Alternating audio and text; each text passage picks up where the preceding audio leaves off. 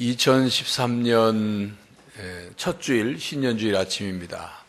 하나님께서 금년 새해 새로운 복을 여러분들에게 내려주시기를 간절히 바랍니다. 여러분, 만약 우리 인생이 이 땅에서 살다가 죽으면 모든 것이 끝나고 그 뒤에는 아무것도 없다면 저는 아마도 목사가 안 되었을 것입니다. 만약 죽음 뒤에 내세, 즉 영원한 세계가 없다면 목사인 저는 지금 거짓말장이가 될 것입니다. 없는 것을 있다고 하고 심판이 있다고 겁까지 주니까 거짓말장이거나 사기꾼이 아니고 무엇이겠습니까? 예수님께서 천국을 선포하셨고 심판에 대해서 말씀하셨으니 만약 천국도 없고 영원한 세계도 없고 심판도 없다면 예수님도 거짓말장이가 되는 거죠. 저희 아버지는 강아지를 사오시거나 어디서 강아지를 얻었을 때 뚝딱뚝딱 개가 살 집을 지으셨습니다. 옆에서 아버지를 도와드렸던 저는 아버지께서 처음 구상하셨던 계집의 크기보다 항상 작품이 크게 나오는 것을 보았습니다. 강아지는 아주 주먹만한데 아버지께서 지은 계집은 사람이 허리를 조금 숙이기만 해도 들어갈 수 있는 크고 넓은 저택을 지어주셨습니다. 아버님의 스케일이 크신 것인지 아니면 규모 없는 건축을 하신 탓인지 분명 시작할 때의 규모보다는 달랐습니다.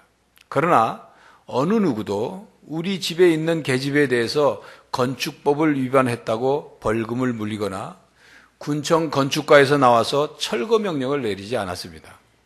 왜냐하면 계집은 준공검사를 받지 않기 때문이죠.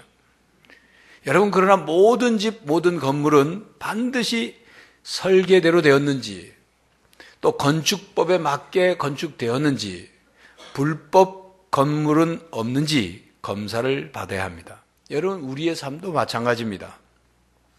인생이라는 집을 다 지은 뒤에 하나님 앞에 서서 우리의 삶이 하나님의 설계대로, 하나님께서 주신 사명대로, 하나님의 뜻대로 살았는지 심판을 받아야 합니다.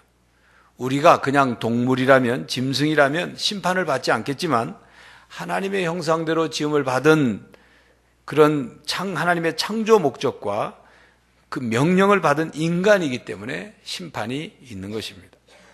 그렇기 때문에 죽음 후에 심판이 있다고 믿는 사람과 심판이 없다고 생각하는 사람과는 이 땅에서 살아가는 삶의 자세와 내용이 달라질 수밖에 없습니다. 심판이 있다면 심판을 준비하는 삶을 살아야 하고 심판이 없다면 심판으로부터 자유로운 삶을 살아도 되기 때문이죠. 오늘 말씀은 그리스도인이 최후 심판을 어떻게 준비하며 살아야 하는지를 말씀하고 있습니다. 재림을 준비해라, 심판을 준비해라, 그런 얘기죠. 본문이 있는 마태복음 25장에는 세 개의 비유가 나오죠. 우리가 잘 아는 비유 세 가지입니다. 1절부터 13절까지는 열처녀 비유입니다. 그 열처녀 중에 5처녀는 지혜롭고 5처녀는 어리석었는데 신랑을 맞으러 등불을 준비하고 나갔다가 신랑들이 더디 오므로 등불에 기름이 떨어져 결국 5명의 어리석은 처녀는 기름을 준비하지 못한 연고로 신랑을 맞이하지 못했습니다. 그 비유는 예수님의 재림이 더디 올 수 있으니까 인내하고 준비하면서 깨어있으라 하는 교훈의 말씀이죠. 14절부터 30절까지는 달란트 비유인데 이 달란트 비유는 예수님께서 이 세상에 다시 재림하실 때 그리스도인들에게 주신 재능과 그리고 맡겨주신 책임과 일에 대해서 결산을 하신다. 청지기로서의 삶을 잘 살았는지를 결산하신다는 내용과 그 결산 결과에 따라 상급도 주신다는 내용이죠. 오늘 본문 31절 이하의 말씀은 그 세 번째 비유인데 예수님께서 이 세상을 심판하러 다시 오실 것이고 심판하실 때는 모든 민족을 그 앞에 세워놓고 불러 모아놓고 두 편으로 나누신다는 내용입니다. 어떻게 구분을 하시느냐 하면 마치 목자가 오른편엔 양을 왼편엔 염소를 구분하여 세우듯이 그렇게 구분하신다는 말씀입니다. 오른편에 선 사람은 복받을 자라고 불려지고 영생을 얻게 될 것이고 창세 때부터 예비한 나라를 상속받게 될 것이라고 말씀하고 있고 왼편에 선 사람들은 저주받을 자라고 불려질 것이며 그리고 마귀와 그 사자들을 위하여 예비된 영원한 불에 들어가서 영벌을 받게 될 것이라고 말씀합니다. 그러면 누가 양처럼 오른편에 서고 누가 염소처럼 왼편에 서게 된다고 말씀하고 있습니까? 여러분, 오늘 본문 말씀을 사랑을 실천하라 하는 그런 뜻으로만 이해하시면 안 됩니다. 그런 내용이 있지요. 그러나 예수님께서 하신 말씀의 초점은 누구에게 관심을 갖고 누구에게 사랑을 베풀어야 하느냐, 여기에 초점이 더 맞춰져 있습니다. 예수님께서 누가복음 6장 32절에 너희가 만일 너희를 사랑하는 자만을 사랑하면 칭찬받을 것이 무엇이냐? 죄인들도 사랑하는 자는 사랑하느니라 고 말씀하셨어요. 다른 사람을 사랑하긴 사랑하는데 자기를 사랑하는 사람만 사랑하는 것, 그건 아무 의미가 없다, 그 얘기입니다. 물론 그것도 안 하는 것보다 낫겠죠. 그러나 예수님께서는 그리스도인들이, 하나님의 자녀들이 이 땅에서 해야 할 사랑이 자기만 사랑하는 사람을 사랑하는 수준에 머물러서는 안 된다, 그 말씀을 하는 거예요. 그리고 뭐라고 말씀하냐면 우리들에게 작은 자에게 관심을 갖고 작은 자의 그 부족함을 채워주고 작은 자를 돌보고 작은 자에게 사랑을 실천하라 말씀합니다. 작은 자에게 어떻게 하느냐에 따라서 놀라운 결과가 기다리고 있다고 말씀합니다. 작은 자에게 사랑을 베푼 사람, 그 사람이 오른편에 설 수 있다고 말씀합니다. 여러분, 작은 자란 어떤 사람을 말합니까? 누가 작은 자입니까? 오늘 본문 말씀을 보면 예수님께서 내가 배가 고플 때 너희들이 밥을 먹을 걸 주었고, 내가 목마를 때 마실 걸 주었고, 내가 나그네 되었을 때 집이 없을 때 방을 주었고, 또 내가 떨고 있을 때 헐벗을 때 옷을 주었고, 내가 병들었을 때 찾아보았고, 내가 감옥에 갇혔을 때 나를 찾아왔다. 그거 말씀하시면서 바로 배고픈 사람, 목마른 사람, 헐벗은 사람, 나그네, 병든 사람, 감옥에 갇힌 사람들이 작은 자라고 말씀합니다. 구약에서는 대표적인 사회적인 약자인 고아와 과부와 나그네와 가난한 사람들을 이웃사랑의 대상인 이웃으로 규정을 했습니다. 복음서에서도 예수님께서는 누가 이웃사랑의 대상인 그 이웃이냐 하면 강도 만나서 다 빼앗기고 거의 죽어가면서 신음하는 사람, 다시 말하면 돌봄이 필요한 사람이 이웃사랑의 대상이다, 그 이웃이라고 말씀하셨습니다. 이렇게 신약과 구약 성경에서 사회적 약자들을 작은 자로 규정을 하였습니다. 사회적으로 버림받고 소외당하고 고통스럽게 어렵게 살아가는 사람들이 작은 자라는 말씀이죠. 세상은 힘 있는 사람, 또 자기에게 도움을 줄 수 있는 사람, 자기에게 이익이 발생하도록 할 수 있는 그런 사람에게 관심을 갖습니다. 그들에게 손을 뻗죠. 그들에게 잘해줍니다. 왜? 그래야 자기에게 다시 돌아오는 이익이 있으니까. 심지어는 세상은 작은 자들의 등을 쳐서 먹고 사는 사람도 있습니다. 그런데 주님은 우리에게 지극히 작은 자에게 관심을 갖고 작은 자를 도와주고 작은 자를 사랑하라고 말씀합니다. 그렇게 하는 것이 예수님을 섬기는 것이라고 말씀합니다. 세상은 힘으로, 돈으로, 그리고 권력으로 사람을 지배하는 사람이 성공한 사람이라고 말을 합니다. 그러나 주님은 오히려 섬기는 사람, 남을 대접하는 사람, 십자가의 희생으로 사랑의 힘을 삼는 사람이 되라고 말씀합니다. 이것이 그리스도인이 이 세상을 사는 법이고 하나님의 자녀들이 이 세상을 살아가는 법이라고 말씀합니다. 이것이 바로 심판을 준비하며 사는 삶이라고 말씀합니다. 혼자서 예수 믿고 죽은 뒤에 천국에 혼자 쏙 들어가려고만 하는 것, 그것은 주님이 주신 복음의 본질과 맞지 않고 그리고 우리의 신앙생활의 궁극적인 목적과 맞지 않다는 말씀이죠. 자, 그러면 예수님께서는 왜 작은 자를 돕고 작은 자를 사랑하라고 말씀하실까요? 그것은 작은 자는 곧 예수님이기 때문입니다. 예수님께서는 본문 40절에 너희가 여기 내 형제 중에 지극히 작은 자 하나에게 한 것이 곧 내게 한 것이라. 45절에는 지극히 작은 자에게 안 한 것이 곧 나에게 안 한 것이라고 말씀하셨습니다. 가난한 사람에게, 배고픈 사람에게, 목마른 사람에게, 헐벗은 사람에게, 나그네에게, 그리고 병든 사람에게, 감옥에 갇힌 사람에게, 이 작은 자들에게 한 것이 곧 예수님께 한 것이라 말씀합니다. 예수님은 그 작은 자와 자신을 동일시하셨습니다. 하나님은 작은 자들과 함께 하시는 하나님이기 때문에 그렇죠. 그래서 잠언 14장 31절에 보면 가난한 사람을 학대하는 자는 그를 지으신 이를 멸시하는 자요, 궁핍한 사람을 불쌍히 여기는 자는 주를 공경하는 자다 말씀했습니다. 여러분, 사도행전 9장에 보면 바울이 회심 전 사울일 때 그가 예수 믿는 사람들을 잡아다가 핍박하고 박해했죠. 그때는 살기가 등등했습니다. 그가 어느 정도였냐면 자기가 대제사장에게 공문서를 만들어 가지고 가서 공문서를 찍어달라, 인정해달라는 거예요. 자기가 예수 믿는 사람들을 잡아다가 감옥에다 가두고 핍박할 테니까 허락해달라는 거죠. 그리고 허락을 받아가지고 다메섹이라는 곳으로 예수 믿는 사람들을 잡으러 거기까지 원정을 간 거예요. 다메섹이 어디입니까? 오늘 다마스커스예요. 시리아. 지금 요즘에 막 나라가 시끄러운 나라 있죠. 시리아. 그러니까 예루살렘에서 시리아까지 거리도 거리지만 시간과 경비를 다 자비를 부담해 가지고 예수 믿는 사람들을 잡으러 간 거예요. 얼마나 이 열심히 대단한 사람입니까? 그런 그가 그 다메섹으로 가다 예수님을 만났죠.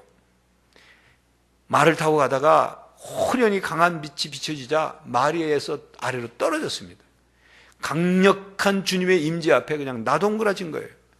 떨어진 사울이 바닥에 엎드려서 그 이런 소리를 듣게 됐어요. 사울아, 사울아, 네가 어찌하여 나를 핍박하느냐? 사울이 묻습니다. 주여 누구시니까? 그러자 예수님께서 나는 네가 박해하는 예수다 대답하셨어요. 우리가 여기서 한 가지 확인할 것은 사울이 예수님의 공생의 기간에 예수님이 이 땅에 살아계실 때 예수님을 비방하거나 예수님을 공격하거나 예수님을 핍박하지 않았습니다. 예수님께서 십자가에 죽으시고 부활하신 뒤에 사도들이 성령 강림을 체험하고 난 뒤에 본격적으로 복음을 전하기 시작하자 사울이 그 예수님을 믿고 예수님의 복음을 증거하는 사람들을 그때부터 잡으러 다니고 핍박한 거예요. 그러니까 예수님께서 사울에게 나는 네가 박해하는 예수다 라고 말씀하셨을 때 만약에 사울이 예수님께 이렇게 질문했다고 합시다. 아니 내가 언제 당신을 박해했습니까?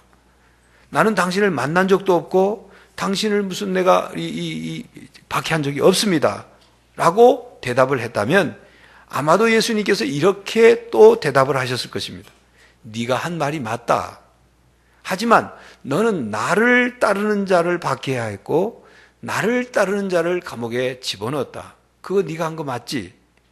그들을 박해한 것이 곧 나를 박해한 것이고 그들을 감옥에 가둔 것이 나를 감옥에 가둔 것이고 그들을 아프게 한 것이 나를 아프게 한 것이다.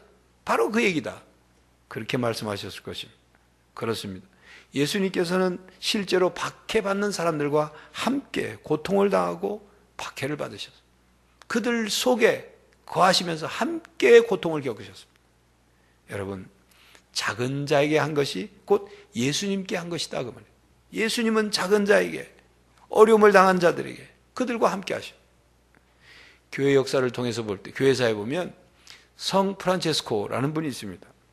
아시시 지방 성에 사는 그 성 프란치스코가 어느 날 나병에 걸린 거지를 만났어요. 그가 그를 보자 마음속에서부터 뭔가 솟구치는 어떤 충동을 받았어요. 말을 타고 가던 그가 말에서 내려서 그 나병에 걸린 거지를 콕 끌어놨어요. 그리고 얼굴을 보니까 그 거지의 얼굴이 예수님의 얼굴이야. 작은 자가 곧 예수님이시라는 것을 경험하게 된, 성 프란시스코가 경험하게 된 일화입니다. 엘버트 슈바저는 바로 그의 삶과 그의 쓴 글에 보면 작은 자가 곧 예수님이라는 이 진리에 굉장히 관심을 가졌어요. 그리고 이런 말을 했어요. 슈바저는 예수님께서 보이지 않는 자로서 우리에게 다가오신다. 인간이 겪고 있는 수고와 갈등과 고통 안에서 예수님은 자신을 드러내신다. 이렇게 쓰고 있습니다. 교회 여러분, 여러분들이 작은 자에게 베푼 사랑이 나중에 천국에서 예수님을 만났을 때 주님께서 그때 네가 도왔던 그 사람이 바로 나다라고 하시는 주님의 말씀을 여러분들이 다 들을 수 있기를 간절히 바랍니다. 작은 자에 대한 관심과 사랑은 차별 없는 사랑을 하라는 주님의 명령입니다. 사도 야고보는 야고보서 2장 1절 이하에 보면 그리스도에 대한 믿음을 가졌다면 사람을 차별하여 대하지 말라고 권면합니다.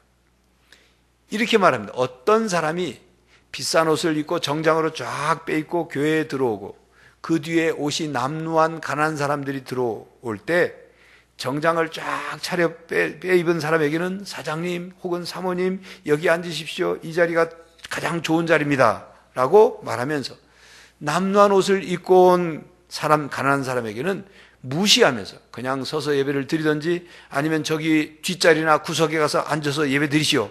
라고 한다면 여러분은 하나님의 자녀를 차별하고 남을 판단하는 자가 되는 것이라고 말씀합니다. 하나님께서는 전혀 그렇게 일하시지 않는다고 강조하죠. 하나님께서는 가난한 사람들을 택하셔서 그 나라의 권리와 특권을 지닌 1등 시민이 되게 하셨다고 말씀합니다. 그러면서 야고보서 2장 13절 이하에는 다른 사람에게 긍휼을 행하지 아니한 사람에게는 하나님께서 긍휼이 없는 심판을 하실 것이고 믿음이 있노라 하면서 행함이 없으면 그에게 정말 믿음이 있다고 말할 수 있겠느냐라고 질문을 합니다.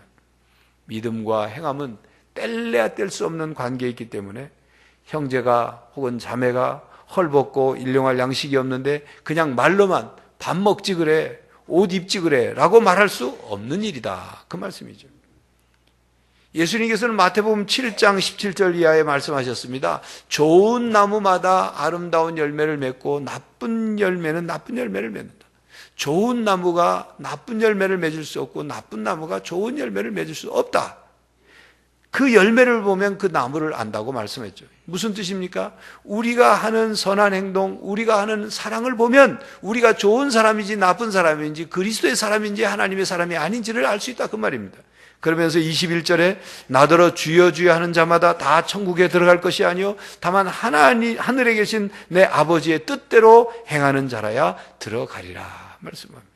하나님의 자녀라면 하나님의 뜻대로 행하는 사람이어야 한다고 말입니다. 믿음을 가진 사람이라면 행함이 있는 사람으로 살아야 한다 그 말입니다.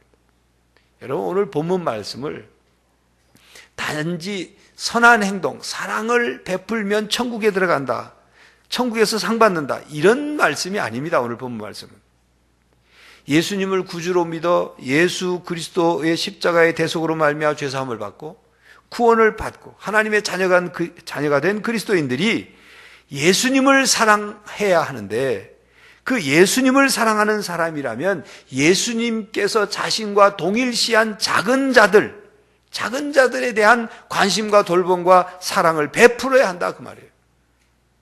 선행으로 천국에 들어갈 수 있다는 말씀이 아니라 천국에 들어가는 사람, 천국에 들어갈 수 있는 사람은 마땅히 작은 자에게 사랑을 실천하며 살아야 한다. 사랑의 실천은 그리스도인들의 삶의 핵심이다. 그 말씀을 하고 있는 것입니다. 올해 우리 교단 총회 주제는 그리스도인 작은 이들의 벗, 다시 희망이 되겠습니다. 이런 주제예요. 최근 한국교회가 양적 성장이 멈춰지고 질적으로도 사회의 공신력을 상실해서 쇠퇴 일로의 총체적인 위기를 겪고 있습니다. 우리 교회도 예외는 아닙니다. 인터넷 네티즌 중에는 안티 기독교 운동하는 사람들이 많습니다. 그들은 기독교를 개독교라고 비웃습니다.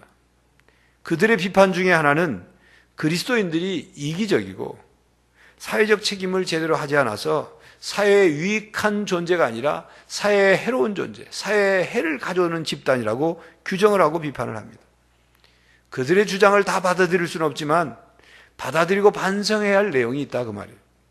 우리가 그리스도인으로서 선한 행실을 다 하고 있는데도 그들이 비방한다면 그들의 말을 들을 필요가 없어요. 그러나 그렇지 않다면 우리가 마음을 열고 그들의 이야기를 받아들여야 합니다.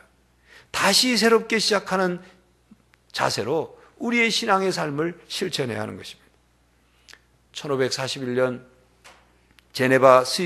제네바시 의회가 종교개혁자 칼뱅을 다시 초청을 했습니다. 칼빈을 요즘에는 그 본래 발음대로 칼뱅이라고 부릅니다. 제네바에 도래한 칼뱅은 시의회 의원들에게 다음과 같이 말했습니다. 만약 여러분이 진심으로 나를 다시 부르는 것이라면 여러분 가운데 만연해 있는 범죄와 성적 방탕함을 청산하십시오. 내 생각에 복음의 가장 큰 적들은 교황도, 이단도, 유혹하는 자들도, 독재자도 아니고 나쁜 그리스도인들입니다. 착한 행실이 없는 죽은 믿음이 무슨 쓸데가 있겠습니까? 라고 말했습니다. 착한 행실이 없는 믿음이 정말 하나님을 믿고 있는 것인지, 정말 예수님을 사랑하는 것인지, 하나님의 자녀로 그리스도인으로서 살고 있는 것인지 우리 자신에게 냉정하게 물어봐야 한다 그 말이에요. 교회 여러분, 우리의 믿음이 행함으로 나타나고, 그리고 선한 행실로 나타나고, 그리고 사랑의 열매로 나타날 수 있기를 간절히 바랍니다. 성경에 보면 작은 자라고 할 수 있는 사람들을 통해 놀라운 일들이 벌어졌습니다. 여러분, 요셉도 작은 자였습니다. 종으로 팔려갔고 종으로 살았어요. 감옥에 갇힌 죄수였어요. 그런 그를 들어 이집트의 총리 대신이 되게 하셨습니다.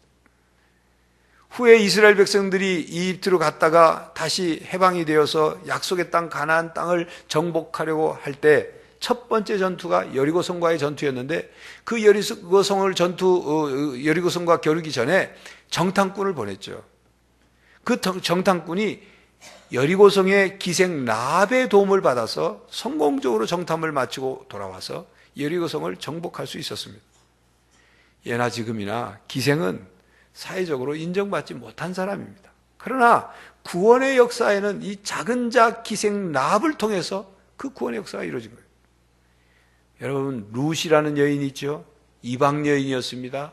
그리고 남편과 사별한 과부였어요. 사회적인 약자였어요. 작은 자였단 말입니다. 그런데 그런 작은 자였지만 보아스의 은혜를 입어서 메시아의 족보에 들어가는 인물이 되었던 거죠.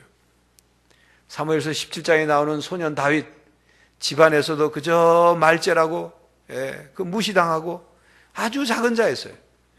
전쟁에 병사로 징집된 일도 없었어요. 그러나 형들을 보러 갔다가 하나님의 이름을 모독하는 골리앗을 보고는 의분이 일어나서, 그가 작은 자였지만 물맷돌 가지고 골리앗을 쓰러뜨렸죠. 예수님의 제자들을 보면 당시 작은 자, 사회적인 작은 자가 많이 있었습니다. 여러분, 오늘 본문 말씀 있는 마태복음을 쓴 마태복음을 쓴 이 마태라는 제자도 세리였어요. 당시 세리는 죄인으로 매국노로 취급받던 소외당하는 사람이었어요. 그러나 주님은 그를 택하여 제자로 삼고 그가 마태복음을 썼습니다. 예수님께서 공생애를 하시면서 복음을 전하고 수많은 기적을 행하실 때 예수님을 따르고 복음을 받아들인 사람들은 작은 자였어요. 세리, 창기, 가난한 사람, 병든 사람, 힘없는 사람들이었어요. 그들이 예수님과 함께였어요. 그러나 그들은 복음을 받아들이고 예수님의 부활을 증거하는 증인이 된 사람들이에요. 그래서 사도 바울은 고린도전서 1장 26절 이하에 하나님께서 일부러 홀대받고 착취당하고 학대받는 사람들, 곧 아무것도 아닌 사람들, 즉 작은 자들을 택하여 잘났다고 하는 사람들, 지혜롭다고 하는 사람들, 교양 있다고 하는 사람들, 상류 집안 사람들, 뛰어난 사람들, 영향력 있는 사람들의 허세를 폭로하시려고 하신다고 말씀하고 있습니다. 하나님은 왜 작은 자들을 통해 구원의 역사를 이루셨을까요? 반대로 하나님은 왜 큰 자, 가진 자, 높은 자를 통해서 구원의 역사를 이루시지 않으셨을까요?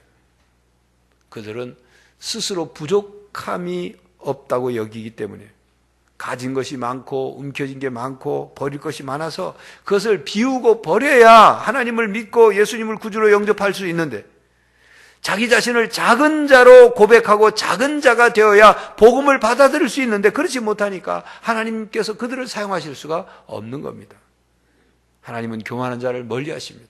아무리 똑똑하고 아무리 능력이 많고 아무리 잘났다고 해도 교만하면 하나님은 그를 멀리 하십니다. 작은 자는 자신이 어떤 존재인지를 알아요. 그래서 하나님 앞에 겸손합니다. 솔직합니다. 자신의 부족함을 알아요. 그리고 그 부족을 채우기 위해서 하나님께 간절히 매달립니다. 그렇기 때문에 하나님께서는 작은 자들을 하나님의 자녀로 삼으시고 작은 자들을 들어서 큰 자들을 부끄럽게 하시고 이 땅에서 작은 자들이 하나님 나라에서 큰 자가 되게 하시는 것이죠. 누가복음 7장 28절에 이런 말씀이 있습니다. 내가 너희에게 말하노니 여자가 낳은 자 중에 요한보다 큰 자가 없도다.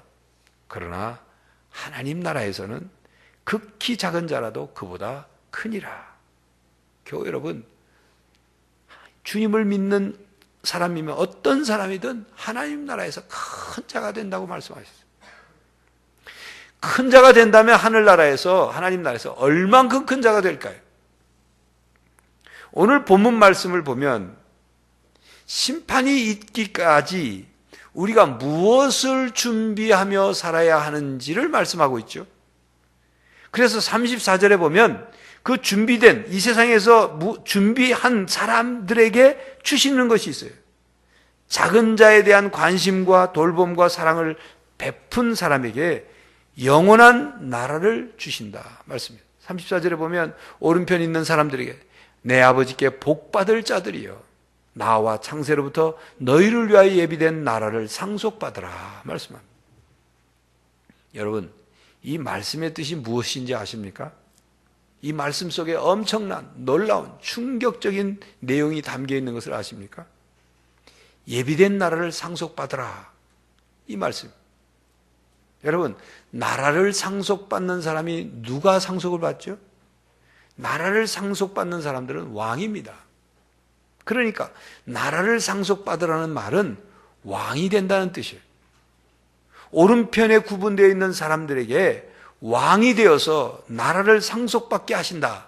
왕이 되게 하셔서 나라를 상속받게 하신다. 그 말씀이에요. 여러분은 왕이 될 수 있다는 그런 말씀에 별 감동이나 감격이 놀라움이 없는 것 같습니다. 표정을 보니까. 여러분은 그저 로또 복권이 1등이나 돼야 그냥 흥분하고 그런지 모르겠습니다. 여러분, 우리는 하나님의 진노와 저주 아래서 영원히 멸망받을 수밖에 없는 존재였습니다. 그런데 예수님을 믿고 예수님을 사랑하여 작은 자를 차별하지 않고 그들에게 관심을 갖고 그들을 돌보고 그들을 사랑을 베풀면 살면, 이 땅에서 살면 하나님 나라에 들어가 영원한 나라를 상속받는 왕이 된다 그 말씀이에요. 이것이 엄청나고 놀랍고 충격적인 내용이에요. 구원받는 것만으로도 큰 애인데 왕이 되게 하셨다는 거예요. 왕이 우리로 하여금 왕이 되게 하신다. 그러므로 이 땅에서 작은 자에게 관심을 갖고 그들을 돌보고 사랑을 베푸는 것은 천국에서 나라를 상속받을 사람들이 왕위 수업을 이 땅에서 하는 거예요. 왕자가 공주가 왕위를 이어받기 위해서 수업을 하듯이 우리는 이 땅에서 영원한 나라를 상속받기 위하여 왕위 수업을 하고 있는 거예요. 어떤 왕위 수업이냐? 사랑을 베푸는 거예요. 왕이 백성들을 돌보고 다스리고 그들을 이끌어 주는 것처럼. 그러니까 본문 말씀에 양으로 비유되는 사람은 왕위 수업을 충실히 한 사람들이고, 염소로 비유되는 사람들은 왕위 수업을 하지 않고 매일 딴짓하고 백성들을 돌보는 일은 뒷전으로 하지 않아서 결국 그 결과 마귀와 그 졸개들이 들어가는 영원한 불에 들어가 영벌을 받게 되는 그런 존재라는 말씀입니다. 교회 여러분, 작은 자들을 돌보고 사랑을 베풀어서 왕위 수업을 잘 마쳐서 훌륭한 왕들이 되시기를 간절히 바랍니다. 교회 여러분, 우리 교회는 금년 창립 60주년을 맞습니다. 금년 목회 표어는 작은 이에게 작은 것부터로 정해서 우리의 신앙이 실천적인 신앙이 되고 또 우리의 관심과 사랑의 대상이 더 구체적으로 확대될 수 있기를 바라는 목표에 이 표어를 정했습니다. 우리 교단총회는 작은 자들을 가난한 이, 또 우리의 다음 세대, 장애인, 다문화 가족, 북한 동포까지도 작은 자로 규정을 해서 그 대상을 삼았습니다. 물론 우리 자신도 작은 자일 수 있어요. 누구든지 작은 자가 될 수도 있습니다. 그리고 우리 모두는 하나님의 자녀로서, 그리고 하나님 나라의 왕이 될 사람들로서 이 땅을 살아가야 합니다. 작은 자에게 관심을 갖고 돌보고 사랑을 베풀어서 우리는 세상을 변화시키고 영원한 나라를 상속받는 그리스도인으로 살아가야 할 것입니다. 바로 왕이 될 여러분, 작은 자에 대한 사랑을 베풀므로 하나님께 칭찬받을 뿐만 아니라 이 세상을 변화시키는 성도들이 되시기를 간절히 바랍니다. 기도하겠습니다. 하나님, 우리를 하나님의 자녀 삼으시고 이 땅에서 어떻게 살도록 말씀하신지를 오늘 말씀을 듣고 깨닫습니다.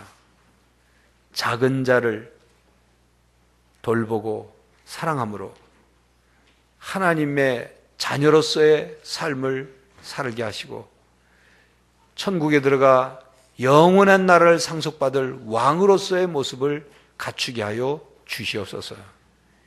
이 세상에 가난하고 굶주리고 헐벗고 병들고 작은 자로 살아가는 사람들에게 주님께서 주신 그 사랑을 나누고 베푸는 성도들이 되게 하여 주시옵소서. 예수 그리스도의 이름으로 기도하옵나이다. 아멘.